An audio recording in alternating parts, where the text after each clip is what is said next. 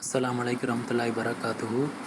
நான் இன்றைக்கி ஒரு 3 முக்கியமான விஷயங்களை பற்றி பகிர்ந்துக்கலான்னு இருக்கேன். ஒன்று வந்து பார்த்திங்கன்னா, யாராச்சும் நமக்கு வந்து அறியாமையின் காரணமாக இஸ்லாத்தை பற்றி தெரியாமல் நம்மக்கிட்ட நடந்துக்கிட்டாங்க அப்படின்னா, அவங்கள நாம் என்ன இறை நம்பிக்கையாளர்கள் என்ன செய்யணும்னா, சகிப்புத்தன்மையோடு நடந்துக்கணும். அப்புறம் வந்து யாராச்சும் நம்ம மேலே கோவப்படுறாங்க அப்படின்னா, அவங்கள விட்டு விலகி இருக்கணும். அல்லது நம்ம வந்து கொஞ்சம் பொறுமையாக இருக்கணும்.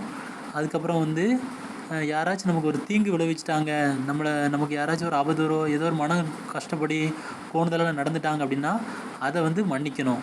இந்த 3 விஷயங்களை வந்து நாம் வாழ்க்கையில் கடைபிடிக்க வேண்டிய சூழ்நிலை வரும்போது அதுக்கு கடைபிடிக்கணும் அல்லாஹ்வுக்காக. இதுக்குண்டான வெகுமதி பார்த்திங்கன்னா, மறுமையில் நல்ல நல்ல நல்ல நிலைமை அல்லாஹ் நமக்கு தரான்.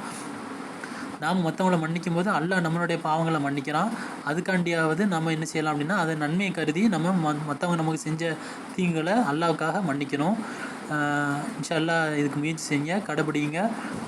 அதுக்குண்டான பலனை நீங்கள் மறுமையில் அனுபவிப்பீங்க. மறுமைக்காக செயல்படுங்க, எல்லாமே எளிமையாக இருக்கும்.